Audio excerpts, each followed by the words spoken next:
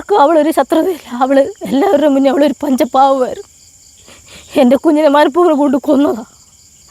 എനിക്കതിന് നീതി വേണം. അവൾ മേളിലോട്ട് കയറി പോന്ന്, ഇപ്പോൾ വരാം അപ്പയെന്നും പറഞ്ഞാൽ അവൾ കയറി പോകുന്നു. എന്ന് വെച്ചാൽ മേളെന്ന് പറയുമ്പോൾ നമ്മുടെ വീടുണ്ട്, അവിടെ മേളി വീടുണ്ട്. അവിടെ എല്ലാവരും നമ്മളെല്ലാം ഒരു കുടുംബം പോലെ നമ്മളെല്ലാവരും കൂട്ടുകാർ പിള്ളേർ കൊച്ചുങ്ങളെല്ലാം കൂടെ ഒന്നിച്ച് കളിച്ച് വളർന്ന പിള്ളേരാണ്. അതുകൊണ്ട് ഇപ്പം മേപ്പോട്ട് കയറിപ്പോയാലും കുറച്ച് നേരം ഇവിടോട്ട് വന്നിരുന്നാലും അത് നമുക്കൊരത് എന്തോ പറയുന്ന ആ ഒരു പ്രശ്നമായിട്ട് നമുക്കിതുവരെ തോന്നിയിട്ടില്ല. അങ്ങനെയാണ് കുഞ്ഞുനാൾ പോലെ ഇവർ അതിനുള്ള ശിക്ഷ അത് മേടിച്ചു കൊടുക്കണം. ബഹുമാനപ്പെട്ട ആഭ്യന്തര മന്ത്രി, മുഖ്യമന്ത്രി, എല്ലാവരും എന്നെ സഹായിച്ച MLA, പത്തനാപുരം MLA, എല്ലാവർക്കും ഞാൻ വളരെ നന്ദി ഞാൻ പറയുക. 17-ാം തീയതി കഴിഞ്ഞ് ജൂൺ 17-ാം തീയതി വൈകിട്ട് അവൾ വീട്ടിലുണ്ടായിരുന്നു. അവൾ വീട്ടിൽ ഇരിക്കുമായിരുന്നു. അന്നേരം നമ്മുടെ വീടിൻ്റെ അയൽപക്കത്തുള്ള ഒരു പയ്യൻ അവൻ വന്ന് കുഞ്ഞിനെ വിളിച്ചുകൊണ്ട് പോയതാണ്. മേളിലോട്ട് കയറി വാടിയെന്ന് പറഞ്ഞ് വിളിച്ചുകൊണ്ട് പോയതാണ്. അവൾ അപ്പച്ചിയുടെ അടുത്ത് പറഞ്ഞ്, അപ്പച്ചി പറഞ്ഞ് നീ പോകണ്ടടി എന്ന് പറഞ്ഞിട്ട് അന്നേരം അവൾ അവിടെ നിൽക്കുമായിരുന്നു. എന്നിട്ട് അവൾ കയറി പോയതാണ്. അവളന്നേരം ഇവൻ വിളിച്ചുകൊണ്ട് കയറി പോയതാണ്. എന്ന് വെച്ചാൽ അങ്ങനെ പോകാൻ തന്നെ കാര്യം എന്ന് വെച്ചാൽ ഒരു കുഞ്ഞുനാൾ പോലെ കളിച്ച് വളർന്ന പിള്ളേരാണ്. ആ ഒരു വിശ്വാസത്തിൻ്റെ പുറത്താണ് ഇവൾ കയറി പോകുന്നത്. പക്ഷേ ഇവൻ മനഃപൂർവ്വം കൊണ്ട് ചതിക്കാനാണ് അവൾ അറിഞ്ഞില്ല.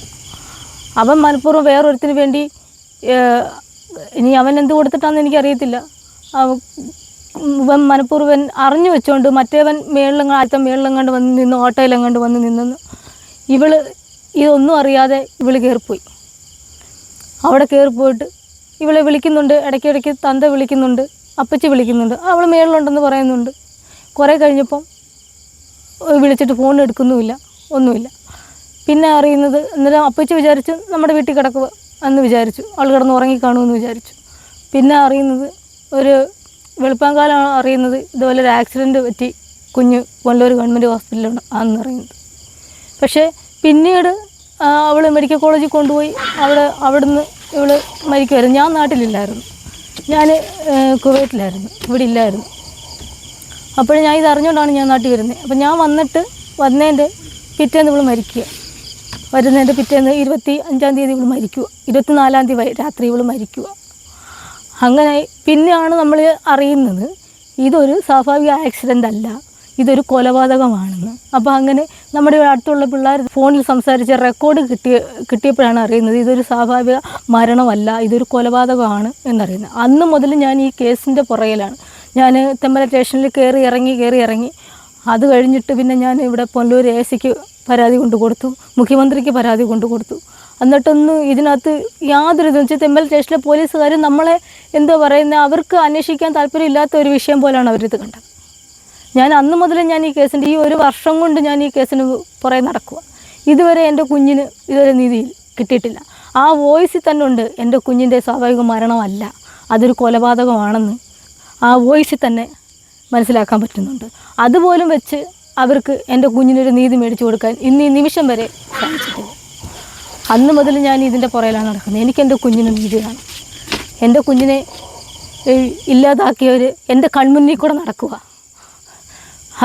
അത് ഞാൻ ജീവിച്ചിരിക്കുന്ന കാലത്ത് ഞാൻ സമ്മതിച്ചു കൊടുക്കത്തില്ല.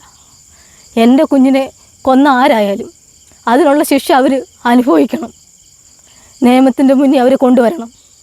എനിക്കത് മാത്രമേ ഉള്ളൂ. എൻ്റെ കുഞ്ഞിന് നീതി ലഭിക്കാൻ വേണ്ടി ഞാൻ ഈ സ്റ്റേഷൻ മുതൽ പോലീസ് SI-ക്ക് മുതൽ മുഖ്യമന്ത്രിക്ക് വരെ കൊടുത്ത പരാതിയുടെ പേപ്പറുകളായതൊക്കെ, എന്നിട്ട് പോലും എനിക്ക് അതിനുള്ള ഒരു നീതി ലഭിച്ചില്ല. ഇന്ന് ഓട്ടോയിലാണ് പോയെന്ന് പറയുന്നു, തിരിച്ചവൻ ബൈക്കിലാണ് കൊണ്ടുവന്ന് കുഞ്ഞിനെ കൊണ്ടുവിട്ടെന്ന് പറയുന്നു. പക്ഷെ അതെല്ലാം കള്ളത്തരവും.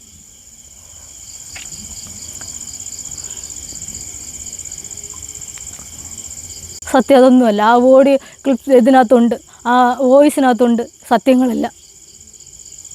അതുപോലും അംഗീകരിച്ച് തരാൻ ഒരു സാറുമാരും മെനക്കെട്ടില്ല. ഒരു മോളേ ഉള്ളൂ.